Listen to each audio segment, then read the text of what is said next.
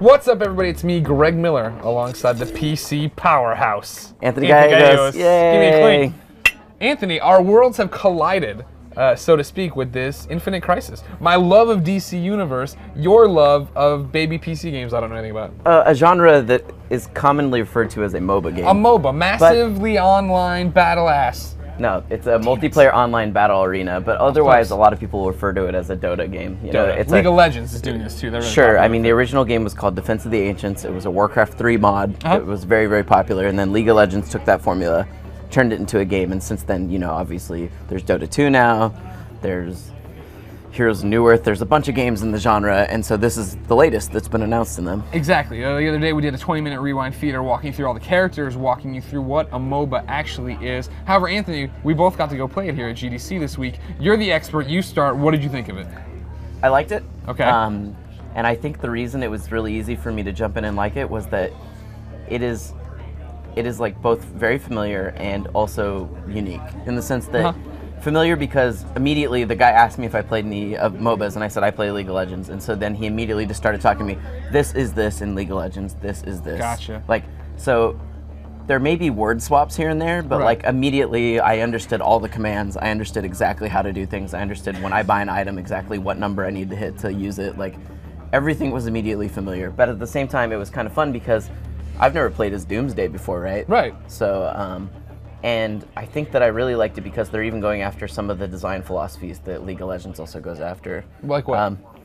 In Dota 2 and in the original Dota, there's what's called denials. And denials are when you see the little enemy AI-controlled monsters that are fighting, you can kill your allies, to make it so the other team cannot get gold. And in this, they don't have that. That was something League of Legends got rid of too, and a lot of people didn't like that, but I've always found that that makes it a much more approachable and user-friendly game. Gotcha. And so that's something I like. All right. And so this does that as well. When I sat down, he asked me how much MOBA experience do you have, and I said I took one demo at a Comic-Con for the Lord of the Rings MOBA that came to consoles, and he went, okay, and so I just stood there, and then he walked me through and stuff, and I have no idea what I was doing in the game, but I was enjoying it. By the end of it, I was playing as Joker. You know, I knew that if I was going to get taken down, to toss down my baby bomb for an area of effect that could take out everybody with me. It's important to point out which Joker you were playing. I was playing as Prime Universe Joker. Okay. They also had the Butcher Universe Joker from Gaslight, but this is not that one. Okay. Yeah.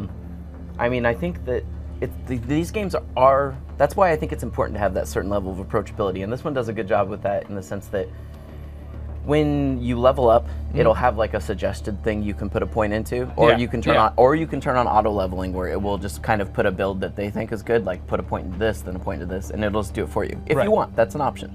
And then whenever you buy an item, it'll actually just pop up above your toolbar like, hey, this is the next item we think you should buy for this character. I saw that. And that's very useful, and you can buy it with one click, right? Because I'm the type of guy that I want to jump in the store, I want to kind of dig around and figure out the things I want to buy.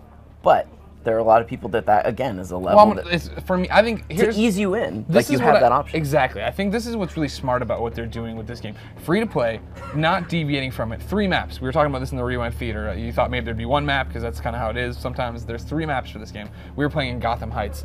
But I think I kept telling them, right, that people tell me, you tell me all the time I need to play League of Legends. And I see it, I'm like, it seems cool, yeah, and I liked the little bit of Lord of the Rings I played, but those aren't my franchises. Those aren't, those aren't the worlds I want to go into. No one knows those characters. They're all new characters that they have lore and stuff, but you don't care about them because their lore only exists in League of Legends, and why do you care about that, right? Right. Whereas this is Batman. You know Batman. Yeah. You know Doomsday. When Doomsday fights Superman, you're going to understand, like, there's a certain sort of, in your mind, there's that certain sort of, you know, factor there. And so that matters. And I think that that's definitely something they're going to have going for them. And it's interesting, too, because to go back to your thing about the 3 maps, they do have the traditional 3-lane map where it's going to be about fighting for towers, but the map that they're demoing here is closer to League of Legends Dominion mode, which is a capture point map. Yeah, so exactly, yeah. It is interesting that right off the bat they're going to, you know, they want to emphasize multiple modes. In the rewind feeder, you talked about, oh, that looks like it's an indestructible environment. That's not normally. In the presentation, they showed destructible environments. That is a part. Is this a big deal, or is that just something neat? I mean, it's a thing that's a distinction between MOBAs. Like, for instance, in League of Legends, there's no destructible environment, right? Yeah. If there's a tree line, there's no getting through that tree line unless you go around it, or unless you have a special ability that gets you through it. In this, if you can actually shape the battlefield, that means that you will have to kind of adapt tactics as they go on, and that's something Dota 2 has. Like, there are certain characters that can destroy the trees. So in this, the trees are, you know, replaced by like a brick wall or something. Yeah. But that does mean that the pathing that you can take to fight people is different, and that is a big deal when you really get into these games. Yeah, and I'm really interested to see if it'll end up. I obviously had never played an MMO before. Then the greatest MMO of all time, DC Universe Online, came out, and I lost my mind to it. So I'm thinking I might get. I think it is, and I have a lot of experience in it now, so yeah, I know that gets pretty good. That's very not true. Okay, well, DC Universe Online is awesome.